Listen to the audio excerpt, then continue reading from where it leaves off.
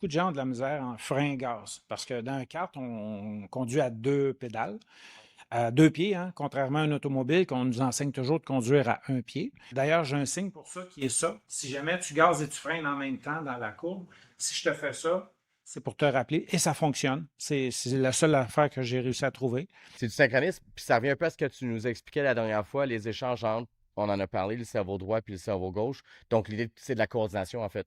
C'est de la coordination avec du rythme. OK. Donc, oui, comme de fait, dans l'apprentissage moteur, il y a nécessairement un moment donné qu'il faut être capable de réussir à coordonner le côté droit avec le côté gauche, de le faire de façon rythmique.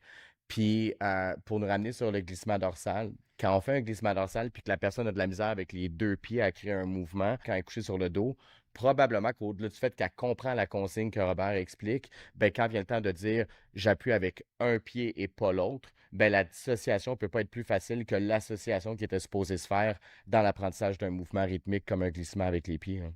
Ouais, OK, OK. Ah ouais. Donc, Robert nous dirait, écoute, ce kid-là, il a vraiment de la misère à dissocier les deux pieds, freinage, accélérateur. Probablement qu'on le couche sur le dos, on regarde son glissement, puis on voit justement que les deux pieds, ironiquement, ne travaillent pas ensemble. Donc, l'apprentissage bilatéral vient avant l'apprentissage de je suis capable de faire un, mais pas l'autre. Donc, l'inhibition, finalement. Il y aurait quelque chose à faire avec ces jeunes-là, évidemment, ouais.